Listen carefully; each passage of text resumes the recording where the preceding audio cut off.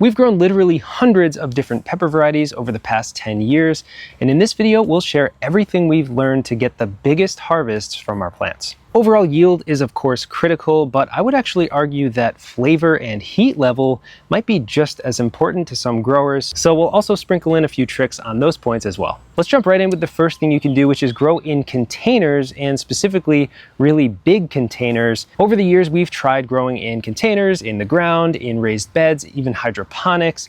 Everything under the sun, we've tried it, and without fail our biggest plants have always come from simply growing in soil in a pot. There are many good reasons that this is the case. Number one is that the soil heats up a lot faster in the spring. The soil is all above ground, so you don't have to wait for the ground soil to warm up. Warmer soil equals faster growth. Another is that all of the roots are contained in a confined space where you're controlling all of the inputs, so the water and the fertilizer. It doesn't have anywhere else to go, and all of it can be used by the plant's root system. And lastly, the confinement of a container is actually a hidden benefit. The plant won't be spending extra energy on root exploration and expanding to a wide distance. It's all confined in this one space where it has everything that it needs. But the important point here is to use a big enough container. We usually recommend 5 gallons minimum, but this is a 10-gallon growing container. And later in this video, I'll show you one in an even bigger container. But case in point, the larger the pot, the larger the plant, the larger the yield. Another important thing to do is to protect your plants from conditions that can reduce yields. For example, all peppers will drop their flowers if the outdoor temperatures are high enough. So just by moving a few of your potted plants to a shadier spot in your yard during a heat wave, just like I did with these ricotta plants, you can help save some of those early flowers and fruits from falling off. Another example of this would be insect protection. No matter where you live, there is likely some kind of pest that is interested in your pepper plants. Early in the season, we'd like to use insect netting to protect our plants against beetles, and then later in the season, we prioritize protecting the actual pods themselves against insects like corn borers and stink bugs. So taking some time to understand what's a threat in your area can help you save your peppers from future harm. And the last example of protecting your peppers is keeping them upright and supported. We've had entire plants fall over or break off at the base of the stem in the strong summer winds, and this is entirely preventable with something like a tomato cage or really thoughtfully placed stakes in the garden. And the bigger the plant, the more vulnerable it is as it begins to grow and produce those heavy pods later in the season. So it's best to plan ahead and get that support in place earlier in the season than later. I told you I'd be showing you a bigger container, and here it is. But before I get into the next tip on improving your pepper yields, we just uploaded our first member exclusive video, which is more behind the scenes, sort of informal, showing you around our pepper plants and gardens and talking about things we have planned for the future on the channel. So if you want to help support this channel and you're interested in that sort of video, I'll leave a link to sign up down below. So our next tip for improving pepper yields involves a specific nutrient, and that is potassium. Throughout the course of an entire growing season, pepper plants use equal amounts of nitrogen and potassium and much less phosphorus. So if you think your soil may be lacking, you can amend it with something that is just potassium, like this potash. Now, if you do get potash, be very careful. This is extremely concentrated. It's 0,060, so it's 60% potash. It's going to supply a lot of potassium, so a little goes a long way. But the better thing to do would just be to use a fertilizer consistently, especially if you're growing in containers and you're supplying everything that the plant needs, that has a good balance of fertilizer, a higher nitrogen number, lower phosphorus number, and then a high potassium number. And you can just use that fertilizer throughout the season. I did some research on this, and when scientists take a sample from pepper plants, the ratio of nutrients present in the plant seemed to indicate that the ideal NPK ratio on fertilizer is somewhere around 4:1:4 or maybe 5:1:5. Don't worry too much about this. Even if you have an even fertilizer, a 5:5:5 or something like that, it will give the plants the nutrients that they need. You just may be oversupplying phosphorus, which can actually build up in the soil and eventually become toxic to them, so it's nice to have that lower middle number. And potassium becomes even more important when it comes time to flower and produce fruits. So from flowering onwards, pepper plants may actually use more potassium than nitrogen. So the point here is don't skimp out on potassium, and if you know that your soil is lacking in it, you can use a specific amendment to add more. This next strategy may seem a little bit counterintuitive at first. Many gardeners will transplant their pepper plants outdoors on a set date. This might be sometime in early May. For us, it's usually late May or early June.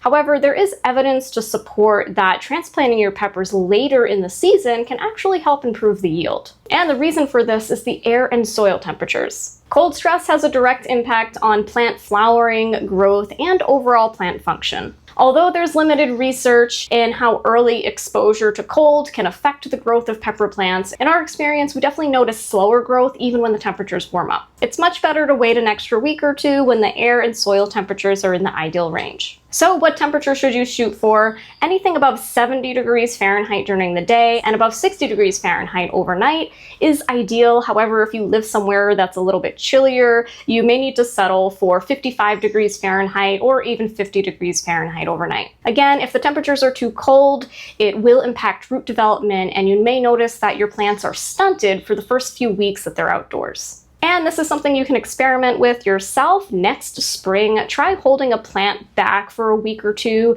and only transplant it outdoors when the air and soil temperatures have warmed up properly. You may be surprised at how quickly it establishes and ultimately produces better yields. Our next tip for maximizing your pepper yields is to harvest peppers as soon as they're ready. Whenever a pepper is ready, whether it's a green jalapeno or a red bell pepper, you want to get it off of the plant as soon as possible because this will free up resources in the plant to then go on to produce more flowers and peppers. This is one great reason to harvest certain peppers when they're still green, like this beautiful jalapeno here.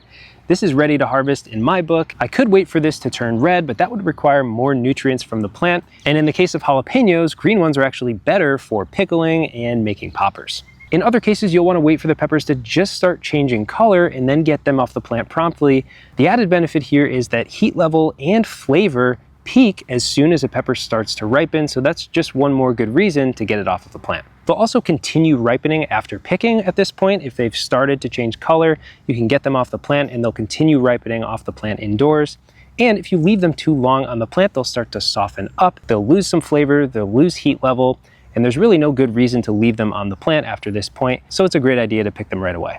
Variety selection may be the most important decision you make all season, and it begins before you even plant your first seed. Different pepper varieties are good at different things. For example, some varieties are bred for maximum flavor, while other varieties are bred for maximum heat, and many are bred to produce the biggest possible yields. So when you're doing your winter seed shopping, try to pick out varieties that promise higher yields. If you're looking to grow a standard bell pepper or jalapeno, you're in luck since so many breeders are working to constantly improve these cultivars. For less popular varieties, there may not be as much data, but you can get testimonials from other growers to see how these plants produce in your area. With that being said, we did mention that heat and flavor are just as important, if not more important than yield, so seed selection is the best time to look for these traits as well. We always plant a large variety of pepper plants across our garden. Some are aimed at reliable big yields with minimal disease, while others are more quirky and experimental to keep things interesting. I will say that some of the best tasting peppers grow on the least attractive plants, so it's always best to diversify and search for the best flavor. And another thing you can do to improve your pepper yields is to plant more plants. Now, of course, more plants will give you more peppers in the end, but the real issue here is plant spacing.